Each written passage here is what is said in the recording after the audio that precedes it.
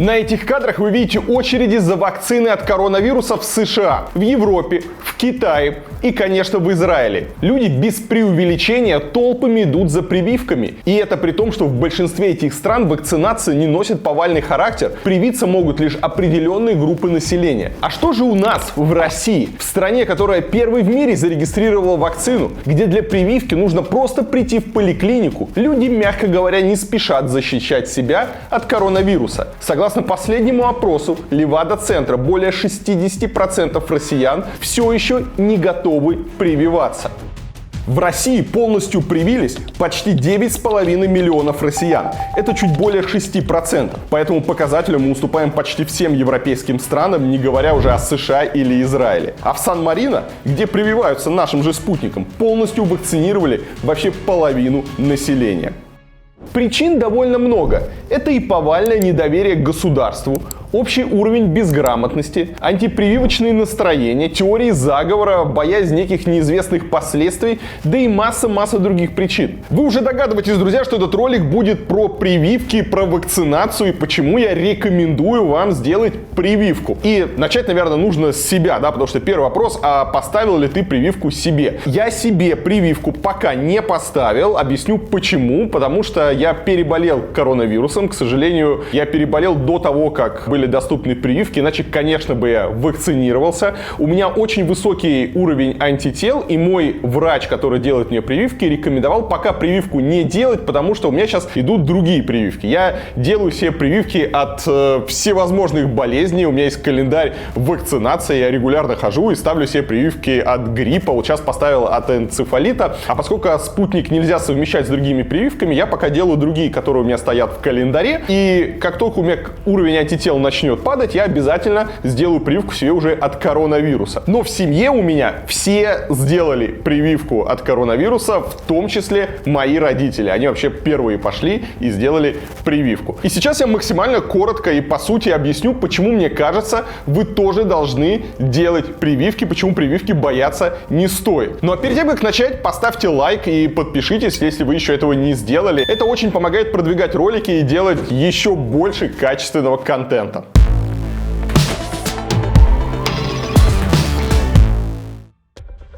Для начала отвечу тем, кто говорит нечто вроде «да я лучше просто переболею, и мой организм естественным путем выработает иммунитет». Здесь все не так просто. Во-первых, у 20% переболевших не вырабатываются антитела. Это данные Института Гамалеи. А вот свежее китайское исследование, где говорится, что у 60% переболевших через 10 месяцев уже нет никаких антител. Во-вторых, за словом «переболеть» на самом деле кроется весьма жестокая статистика. Наверное, многие из вас думают, что даже если я заболею, то почти наверняка перенесу болезнь бессимптомно. И на первый взгляд кажется, что это действительно так. По разным данным, от 70 до 80% зараженных переносят болезнь бессимптомно или легко. Это может быть плохое самочувствие, легкий кашель и совсем небольшая температура. Но вы уверены, что войдете в их число? Если вам меньше 25 лет и у вас нет вредных привычек, лишнего веса, хронических заболеваний, то да, поздравляю, вы скорее всего перенесете болезнь либо вообще без симптомов, либо с легкими симптомами. Если вам больше 25 лет, если вы курите, если у вас есть лишний вес и хронические заболевания, то про легкое течение болезни вы можете забыть. Скорее всего, вас ждет болезнь средней тяжести. Это температура свыше 38 градусов, поражение легких до 50%, иногда кислородная поддержка. Шанс перенести болезнь в тяжелой или даже в критической форме для людей моложе 25 в среднем составляет около 5%. Если вы старше и здоровы, около 10%. Если у вас проблемы со здоровьем, то выше 15%. Что это такое? Постоянная температура 39 и выше, которую практически невозможно сбить. Реанимация, подключение к аппарату ИВЛ и масса других весьма печальных симптомов. И да, смертность от коронавируса в России все еще находится на очень высоком уровне. Даже по официальным данным летальность составляет около 5%.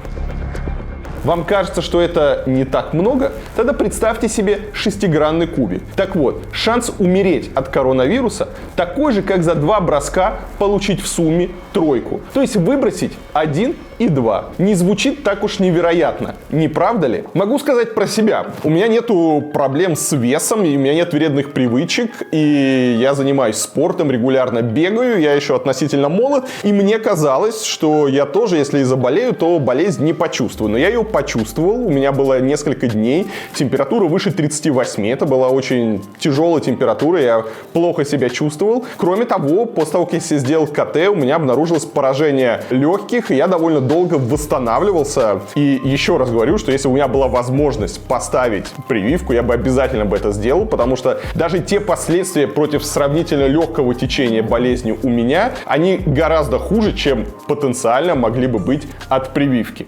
По данным Центрального банка России, на 1 апреля 2021 года в стране зарегистрировано 357 коммерческих банков. У большинства есть подразделения для работы с бизнесом и специальные банковские продукты, в том числе онлайн-банкинг. Но обычно банки делают упор на десктопную версию, а для мобильного приложения оставляют ограниченный набор функций. Бывшие топ-менеджеры модуль банка решили изменить ситуацию и создали Бланк. Новый банк для бизнеса. С ним вы можете отслеживать финансовые потоки прямо в приложении на телефоне. Ведь самое важное для предпринимателя – это понимать, сколько сейчас денег на счету, какие будут расходы и по каким статьям. Мобильное приложение «Бланк для бизнеса» разрабатывали с учетом этих вопросов. На главном экране можно планировать статьи расходов и настраивать их под себя. Но это не все. Вы можете распределять расходы автоматически. Для этого можно настроить правила. К примеру, 6% на налоги с каждого поступления, 20 тысяч рублей в неделю на аренду или 1000 рублей в день на инвестиции. Это удобно, не нужно самим высчитывать и тратить время.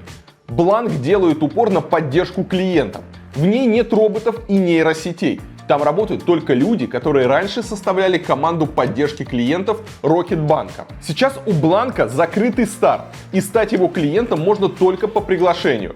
Каждый участник закрытого старта получит специальный тариф, бесплатно и навсегда. По этому тарифу можно без комиссии переводить физическим лицам до 700 тысяч рублей в месяц и снимать до 50 тысяч рублей наличными.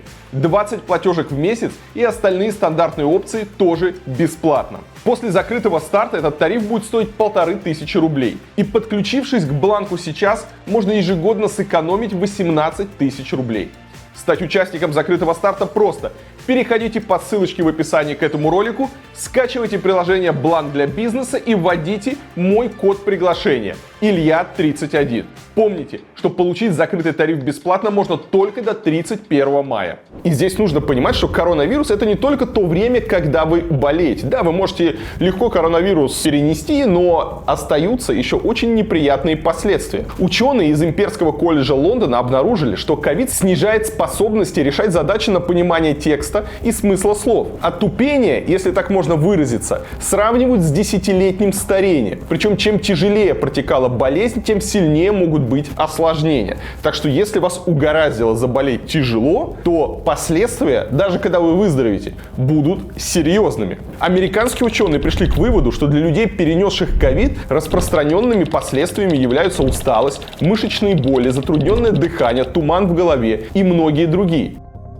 И это я еще не упоминаю риски бесплодия, которые пока не доказаны. Об этом, например, говорил главный репродуктолог Минздрава Олег Аполихин. И избежать всего этого вам поможет прививка. Кстати, еще одна проблема теории: я лучше переболею, ничего страшного. Болезнь, она всегда приходит неожиданно, и вы не можете ее прогнозировать. Вы можете заболеть сегодня, завтра, через месяц. Вы можете заболеть в самый неподходящий момент, перед важной командировкой, во время путешествия. Вы можете заразить других, вы можете контактировать там с пожилыми родственниками, и ничего в этом нет хорошего. Еще я хочу напомнить, что коронавирус, в случае, если вы заболеете, он выкинет вас из жизни на несколько недель. 2 недели — это минимум, а то там и 3-4 месяца, может быть 1,5 месяца, пока у вас не будет несколько отрицательных тестов. И это во всех странах. Если, не дай бог, во время путешествия вы столкнетесь с коронавирусом, и у вас где-нибудь в аэропорту вам сделают тест, и он будет положительным, вас закроют, и вы попадете на очень и очень дорогое лечение. Да и в России, если вы заболеете, это может быть проблема, особенности вам понадобится медицинская помощь.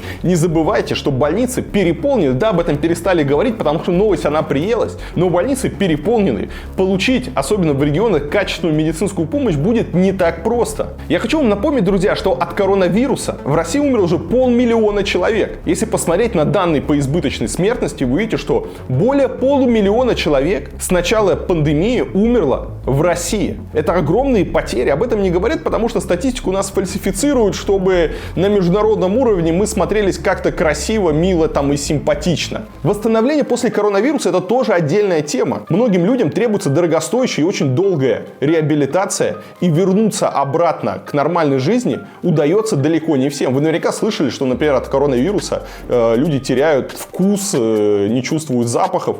И эти последствия, они преследуют их месяцами, даже в случае легкой болезни. Я понимаю, что тема коронавируса, она всем уже как-то приелась, и нам кажется, что уже погода хорошая, можно бегать, можно снимать маски, можно гулять, но нет. Нет, к сожалению, коронавирус никуда не делся. Люди продолжают заболевать. И болеют они с очень тяжелыми последствиями. Я могу сказать по себе, вот у меня несколько знакомых, они умерли от коронавируса. Несколько знакомых очень тяжело переболело и до сих пор не могут вернуться к нормальной жизни, хотя это молодые, здоровые ребята. Поэтому, если вы читаете какие-то страшилки, если вы думаете насчет рисков от вакцинации, что если вы сейчас поставите себе вакцину, да, и какие, возможно, последствия, вы должны размышлять не как, что ставить или не ставить. Да, если бы мы жили в стерильном мире, то, конечно, лучше себе ничего не ставить, да, но мир он не стерильный. И когда вы сопоставляете риски, вы должны сопоставлять риски и негативные последствия, возможные от вакцины, и риски и негативные последствия в случае, если вы коронавирусом заболеете. А рано или поздно вы им заболеете. Здесь не получится как-то проскочить, не получится как-то пропетлять. Рано или поздно все им переболеют, кто не вакцинируется. Я думаю, что страх и нежелание прививаться чаще всего вызваны отсутствием информации. Поэтому давайте разберемся, как работает вакцина.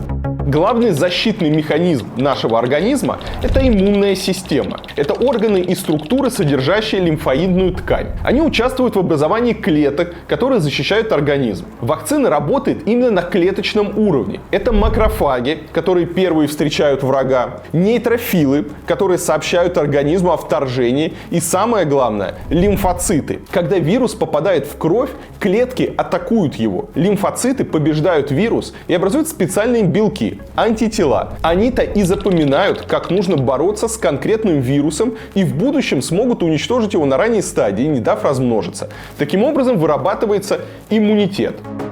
Задача вакцины – это обмануть вашу иммунную систему, то есть заставить ее работать без реального заражения организма. Вакцины можно грубо разделить на 4 основных типа. Самые распространенные используют ослабленный или мертвый вирус. По этому принципу работают вакцины, например, от гриппа. Другая большая группа – это так называемые РНК-вакцины. Они используют часть генетической информации вируса. Ее доставляют в организм вместо самого антигена. Таковы, например, вакцины от гепатита. Но нас интересуют векторные вакцины, а конкретнее спутник Ви. Чтобы иммунитет заработал, в организм нужно доставить ген шипа коронавируса. Транспортом выступает аденовирус человека, возбудитель простого ОРВИ. Но используется его безопасная версия, которую называют вектор. По сути, это вирус, лишенный гена размножения. Что же происходит, когда вакцина попадает к вам в организм? Ген попадает внутрь и начинает заниматься привычным делом – вырабатывать S-белок. Организм на такое вторжение отвечает так, как будто в него попал реальный вирус. Начинает вырабатывать антитела. При этом сам вирус не размножается, а значит не опасен для вас. И тут мы переходим к очень важной части, которая и отпугивает многих – побочные эффекты. Это один из самых расхожих аргументов против вакцины. Мол, частые побочные эффекты означают, что прививка якобы еще не изучена и неизвестно, к чему это может привести. Итак, вирус попал в организм, и лимфоциты начали с ним бороться и вырабатывать антитела. Организм увеличивает приток крови, чтобы в циркуляцию попало больше клеток. Именно с этим, кстати, связывают боль в месте укола. Об этом сообщают от 65 до 90% всех, кто делал себе укол какой-либо из представленных на рынке вакцин. Увеличенный кровоток приводит к повышению температуры и сопутствующим ощущениям боли в голове, усталости. Это верный признак того, что иммунная система вашего организма заработала, а температура температуре после укола сообщает от 15 до 20% вакцинированных. Усталость и просто плохое самочувствие, о котором сообщают от 50 до 70%, это тоже нормально. Это значит, что ваш организм нормально принял вакцину. В России не зафиксировано ни одного случая смерти из-за прививки. Не после, а именно из-за прививки. То есть были единичные случаи смерти после вакцинации, но доказать их связь с прививкой пока не удалось. Среди других вакцин также были единичные случаи осложнения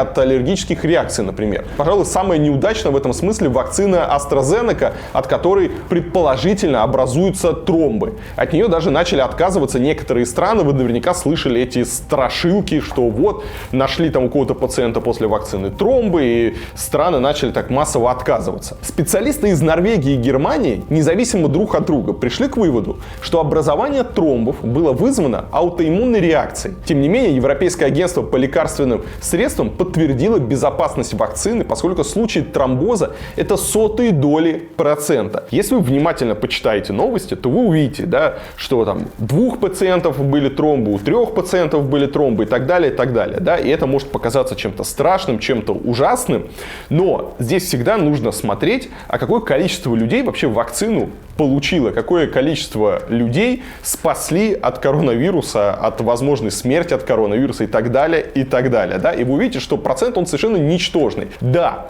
эти случаи нас очень пугают. Именно так работает наша психика. Здесь можно провести, например, аналогию с авиакатастрофами. Ваш шанс умереть в авиакатастрофе, даже если вы часто летаете, он ничтожно мал, потому что авиаперевозки очень безопасны. Современные самолеты безопасны. Но многие люди боятся летать, потому что новости про авиакатастрофы, они вызывают ужас, они вызывают панику, люди отказываются от перелетов и едут, например, на машине. Но люди не учитывают, что шанс попасть в ДТП, он гораздо-гораздо выше. Просто про ДТП не так часто пишут СМИ, не устраивают траур, а каждый день, например, в России погибает там десятки человек погибают в ДТП. По этому поводу не говорят никаких пафосных речей, не зажигают свечи, и нам кажется, что этого не происходит. Но стоит упасть с самолета, даже если в авиакатастрофе погибнет несколько человек, это сразу становится новостью чуть ли не мирового масштаба, и люди сильно пугаются. То же самое и здесь. Если несколько человек получают какую-то аллергическую реакцию или какие-то побочки от вакцин, несмотря на то, что это ничтожная доля процента,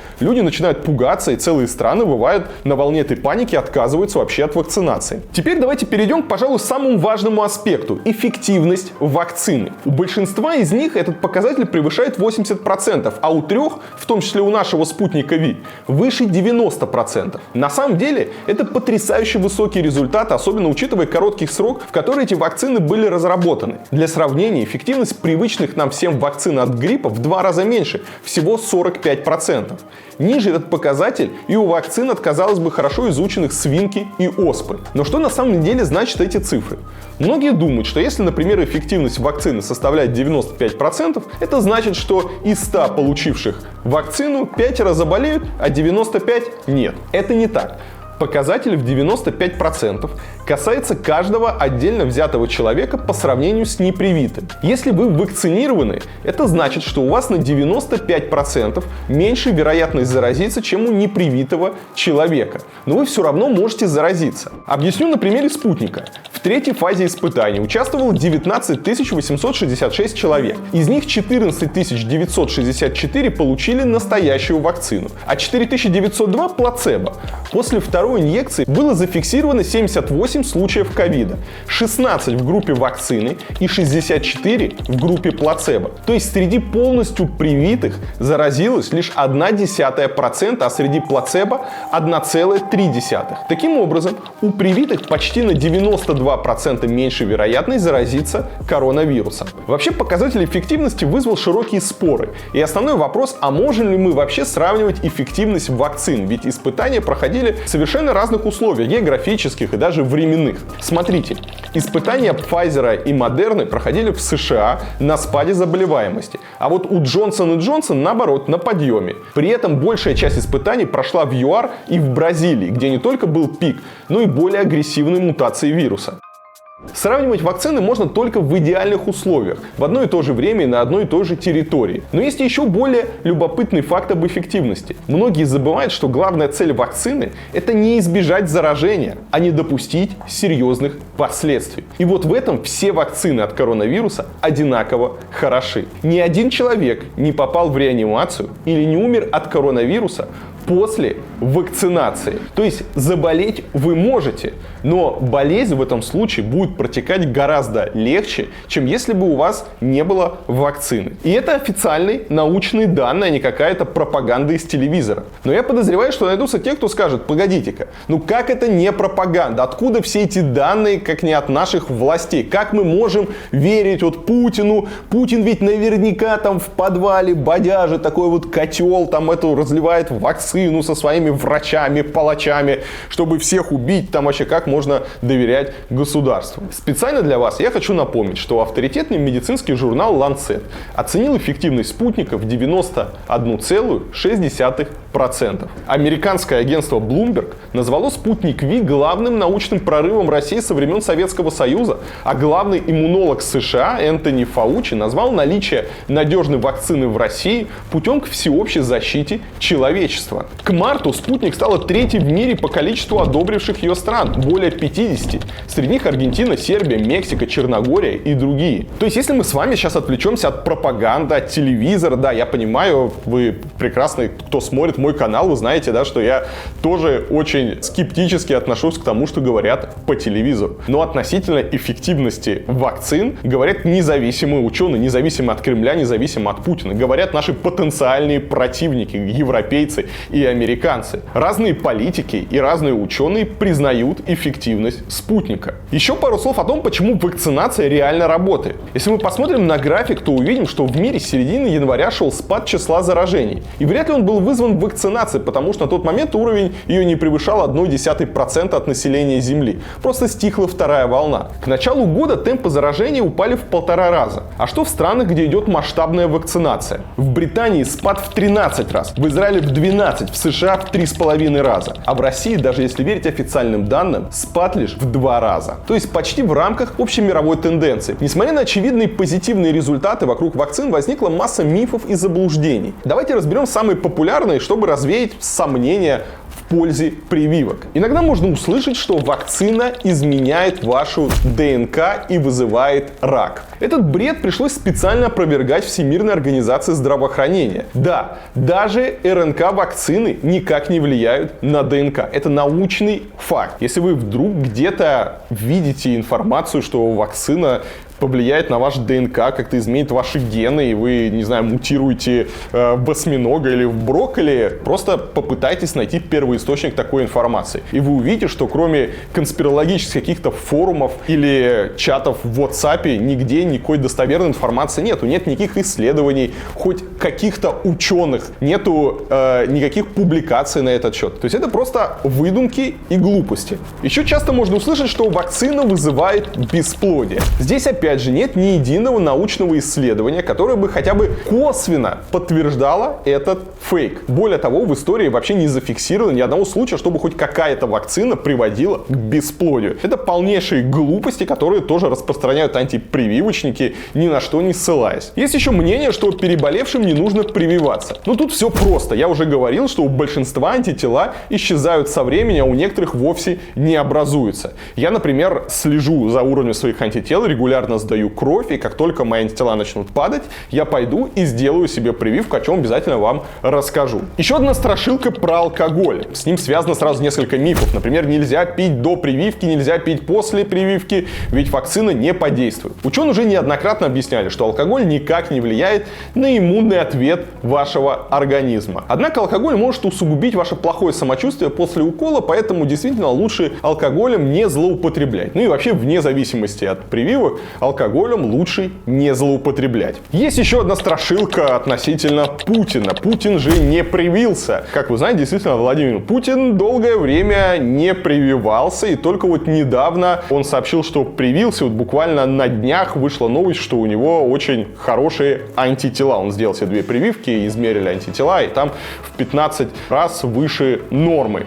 Миф теперь, правда, трансформировался, Путин не показал, что привился, да. И здесь хочется сказать, а какая, собственно, разница вообще, при чем здесь Путин? Путин, если вы вообще следите за его деятельностью, да, он довольно суеверный и параноидальный человек, мало ли какие у него вообще там противопоказания, сомнения. В конце концов, Путин может позволить сидеть в полной изоляции, например, чтобы все люди, кто с ним контактирует, проходили 2-недельный карантин. Вряд ли хоть у кого-то в этом мире есть такая же возможность. Не думаю, что вы можете себя защитить так, как может себя защитить, например, Путин. Да и вообще, какая разница, если посмотреть на опросы, если посмотреть на то, что люди говорят, они не доверяют Путину, они ему не верят, они от него устали, но в вопросах прививок почему-то все начали брать с него пример. Я вообще не понимаю, какая здесь может быть взаимосвязь. Считается, что для образования популяционного иммунитета нужно, чтобы как минимум 65% населения было привито. Путин недавно заявил, что к лету 70% россиян будут привиты. Это около 100 миллионов человек. При текущих темпах вакцинации это просто невозможный результат.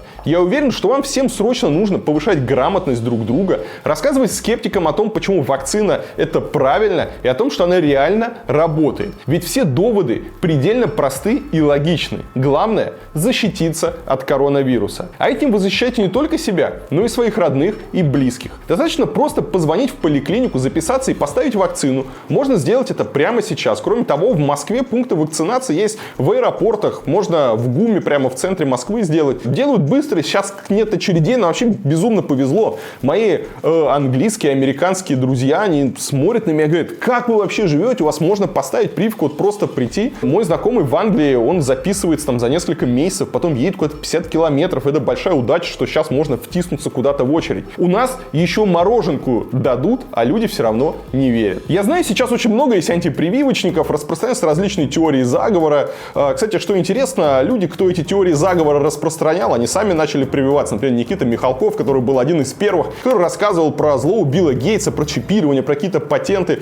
Я повторяю, это не прививка в нашем понимании, это чипирование. Он сам недавно написал, что пошел и сделал себе прививочку, да. Я вакцинировался, потому что я почувствовал, что я теряю бдительность. Потому что он все-таки понял, что хайповать на этой теме это одно, а умирать все-таки ему не хочется, а он уже в группе риска. Поэтому а потом пошел и сделал себе прививочку. Теории заговора и различные страшилки распространяются гораздо лучше, чем подобные ролики, потому что они вызывают у людей шок, они вызывают у людей какой-то ужас, да, значит сказать любую ерунду. Это патент под кодовым номером 060606, который в апокалипсисе Иоанна назван числом зверя. Можно ссылаться на какие-то там мифические там страшилки, какие-то страшные там истории там про чипирование, про инопланетян, про мировой заговор, там про все этой фарм-индустрии там и так далее, и так далее. Но есть все эти страшилки, а есть реальность. Есть статистика, есть люди, которые умирают в больницах, есть переполненные реанимации до сих пор. Это не то, что как некоторые напишут, вот Варламов, да, был архитектором, был урбанистом, а теперь стал специалистом по вакцинам. Нет, друзья, я как журналист, я умею анализировать информацию, анализировать разные источники. Я проверяю источники, проверяю разную информацию, и на основе этого могу составить какое-то мнение. Поэтому, друзья, проверяйте информацию и думайте своей головой. Скоро лето, пора отпусков, пляжи, солнца и тусовок. Сделайте себе одолжение, вакцинируйтесь, и как минимум на одну проблему у вас в жизни станет меньше. И не забывайте, друзья, про лайки, репосты, колокольчики и, разумеется, подписочка. Все это напрямую влияет на то, как продвигается контент на этом канале. Будьте здоровы, скоро увидимся.